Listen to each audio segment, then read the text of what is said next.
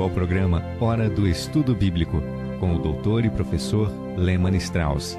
Este estudo é o resultado do tempo pessoal com o Senhor, da experiência de ministério pastoral e das conferências bíblicas do Dr. Lehmann Strauss, que nos instrui e encoraja com o ensino da Palavra de Deus. Agora com você, Hora do Estudo Bíblico, na apresentação de Aurélio Campos. Bem-vindos ao programa Hora do Estudo Bíblico. Hoje vamos ver mais uma palavra. A palavra é geração. Não é fácil para aqueles que estudam a Bíblia entender e explicar esta palavra. Em primeiro lugar, ela significa a descendência de um indivíduo ou o registro de sucessivas linhas de descendências, a partir do avô, pai e do filho.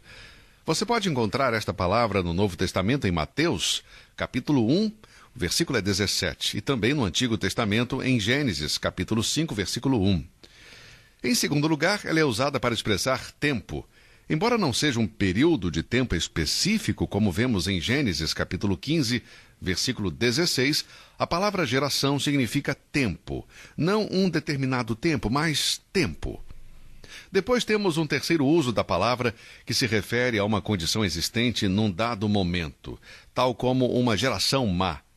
Em Mateus 12, 39, o Senhor disse: "Esta geração má e adúltera", portanto, é usada para definir uma condição que prevalece em um determinado tempo, uma geração má, uma geração incrédula e perversa, como o nosso Senhor disse em Mateus 17, versículo 17.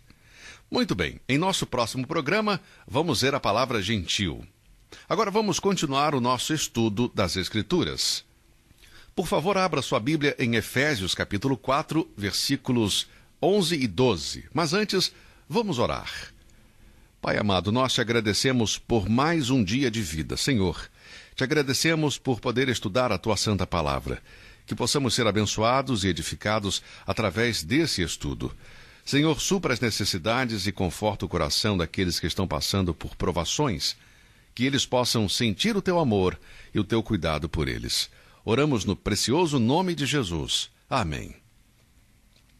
Lemos em Efésios, capítulo 4, que o Senhor deu dons aos homens. Ele deu o dom de apóstolos, profetas, evangelistas, pastores e mestres para equipar os santos para a obra do ministério, para a edificação do corpo de Cristo.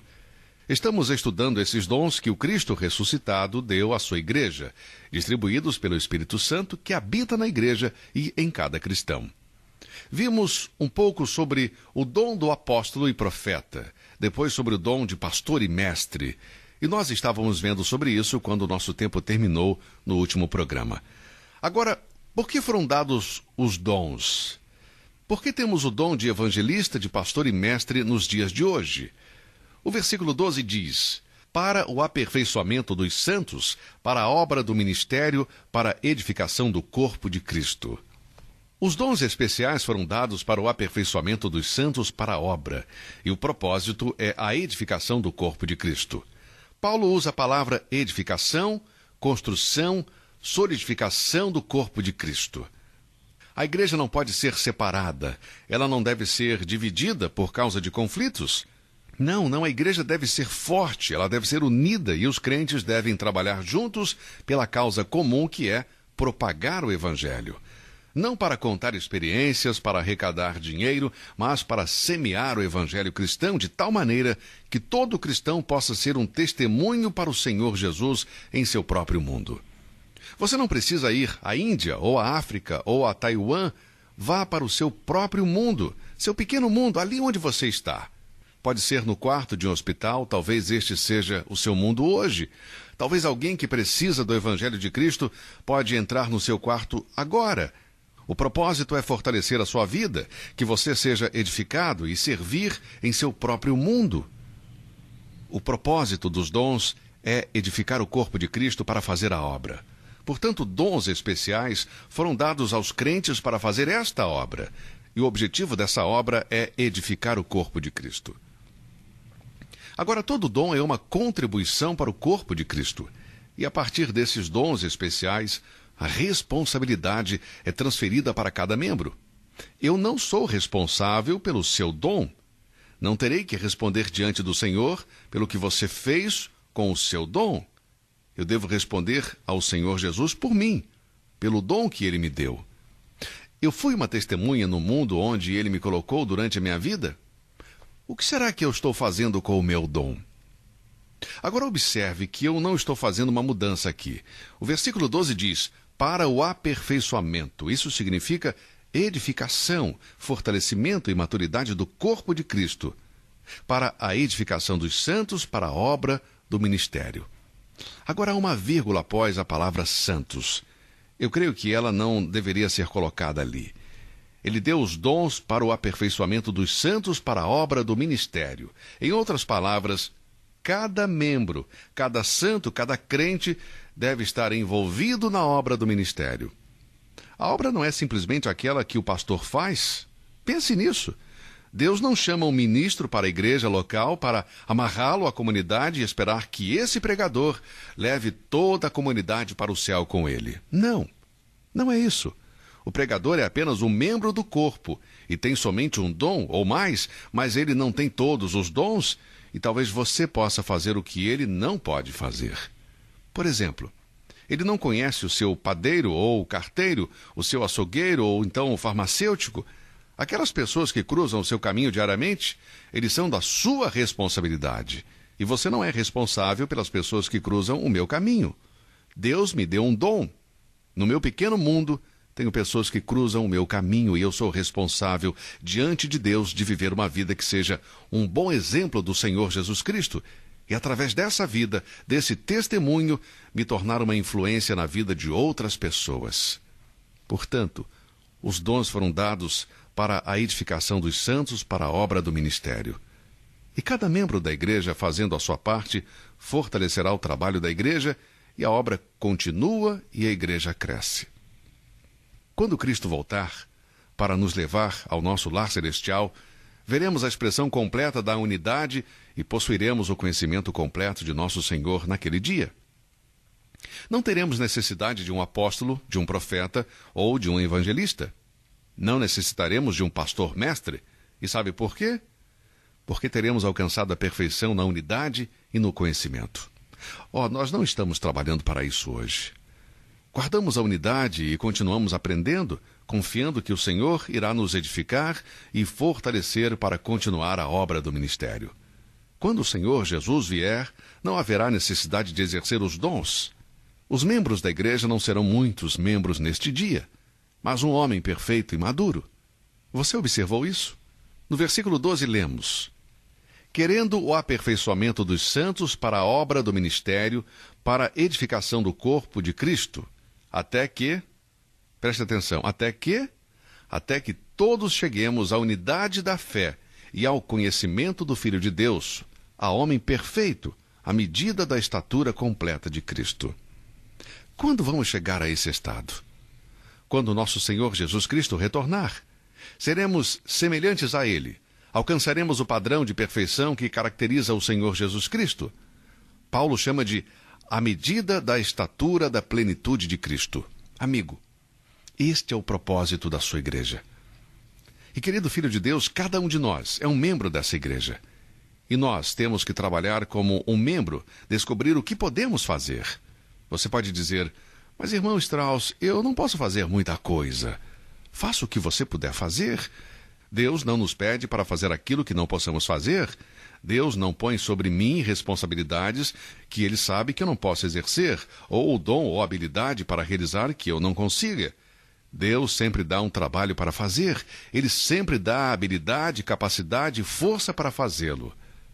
Agora, se eu desisto, se eu não exercito este dom, então não posso servir com este meu dom. Meu querido amigo, você deve saber que esses estudos são o resultado de horas de preparação. E não falo isso para me vangloriar. É o meu trabalho.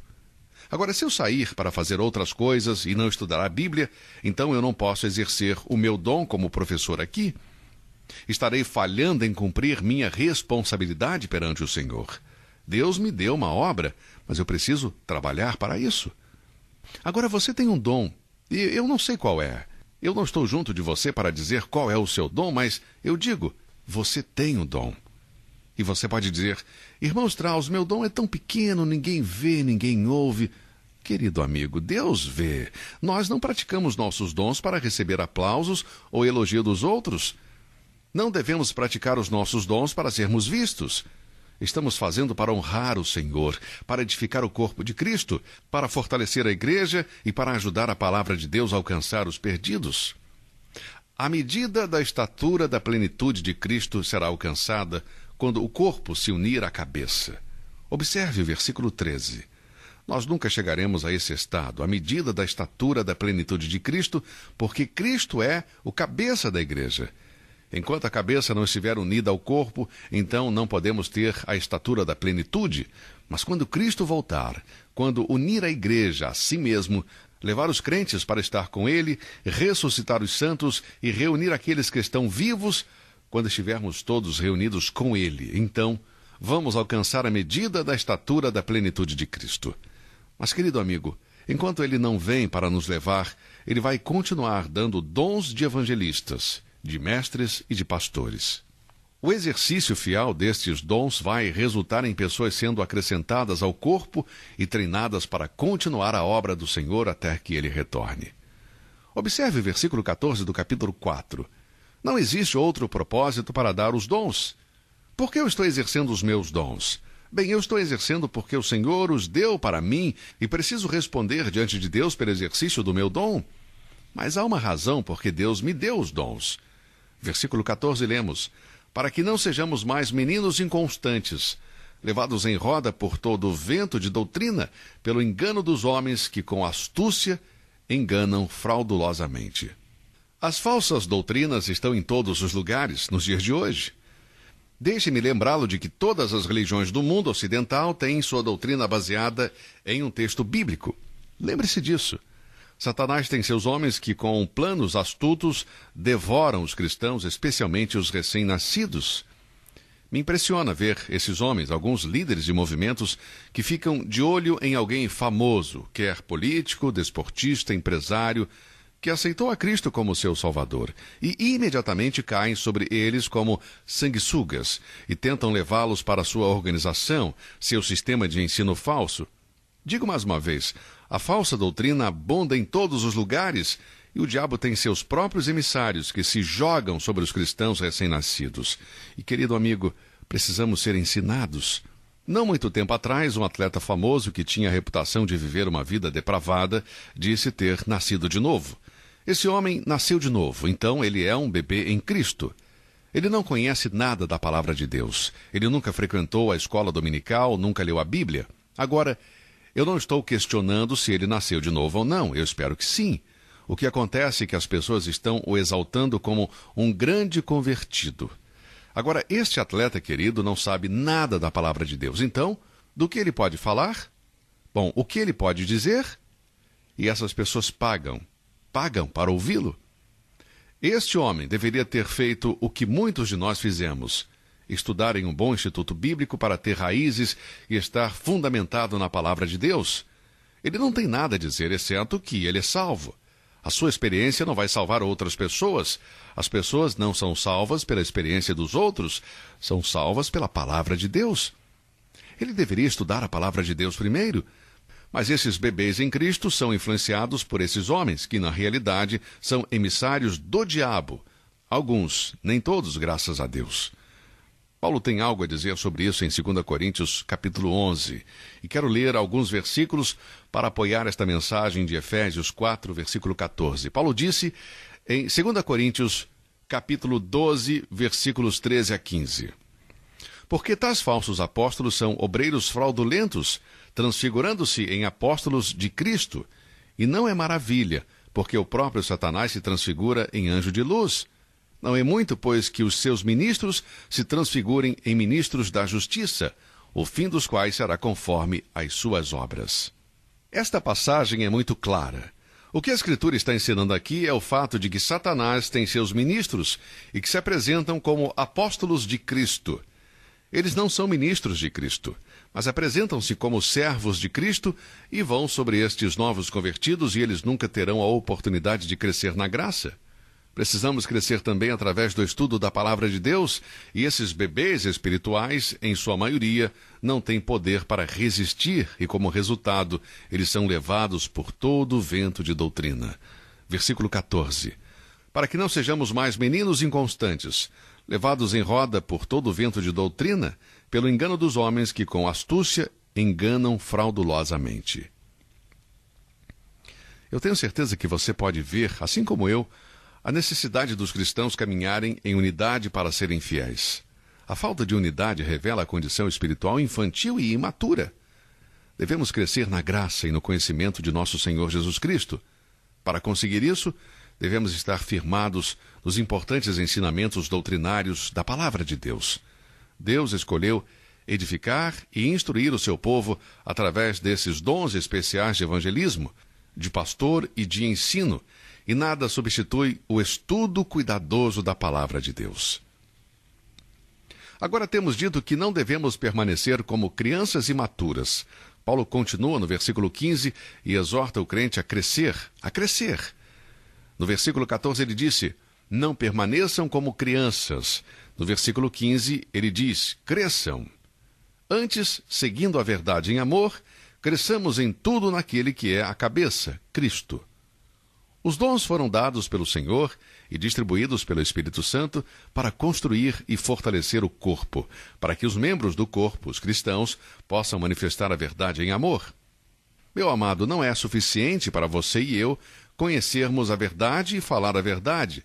Precisamos manifestá-la em amor. Nós devemos viver a verdade em amor. Meu ensino e minha pregação são bem enfáticos, mas a única autoridade com a qual eu falo é a autoridade da Palavra de Deus, e quando eu chego a uma passagem da Escritura e eu não tenho certeza sobre o seu significado, eu vou dizer isso. Em nosso estudo anterior, quando olhamos para Efésios 4:5, eu disse que não seria dogmático sobre o batismo, porque eu não tenho certeza sobre isso. Eu não tenho todas as respostas, mas há grandes verdades na Bíblia que são tão claras que não podem ser mal interpretadas. Não há como confundir. Você não pode colocar mais que um significado sobre elas. Toda a passagem bíblica tem apenas uma interpretação principal. Existem várias aplicações, mas há apenas uma interpretação para qualquer parte da Bíblia. Não procure duas interpretações. Existe uma interpretação primária e possivelmente várias aplicações. E quando há uma passagem que significa uma coisa e apenas uma, e está claro para todos, eu vou ser muito enfático. Mas quando eu sou enfático em apresentar a verdade de Deus, quando eu falo com a autoridade das Escrituras, é sempre com amor em meu coração. Pode ser que nem sempre soe assim para você, mas acredite, em mim, tenho grande preocupação por cada um dos meus ouvintes. Não devemos somente falar a verdade, mas viver a verdade em amor. Isso é necessário. Podemos falar a verdade sem medo, mas ainda assim sermos bondosos e amáveis. A verdade declarada de maneira fria e contenciosa nunca preservará ou promoverá a unidade. Como nós andamos fazendo isso? Estamos tentando preservar a unidade dos santos e a obra do ministério? Esse é o propósito de Efésios 4. Aqui temos uma ajuda para melhorar o efeito positivo dos dons. Viver a verdade em amor. Para que não sejamos mais meninos inconstantes, levados em roda por todo o vento de doutrina, pelo engano dos homens que com astúcia enganam fraudulosamente. Antes, seguindo a verdade em amor, cresçamos em tudo naquele que é a cabeça, Cristo. A verdade deve ser falada, mas não de maneira dura ou áspera. Devemos falar em amor. Este é o meu desejo. Bem, o nosso tempo acabou por hoje. Por favor, ore por mim, ore por este ministério, querido amigo. Ore pela minha preparação no estudo da Palavra de Deus. A minha oração é para que Deus me ajude a ministrar a verdade e para ser uma bênção na sua vida. Muito obrigado por ouvir o programa de hoje e até o nosso próximo encontro. Que Deus o abençoe. Você ouviu Hora do Estudo Bíblico com o professor e doutor Lehmann Strauss, na apresentação de Aurélio Campos. Se você deseja ouvir novamente esta mensagem, visite a nossa página na internet www.bbnradio.org. Fica o convite para você nos acompanhar amanhã, neste mesmo horário, aqui na BBN. Hora do Estudo Bíblico é uma produção da BBN.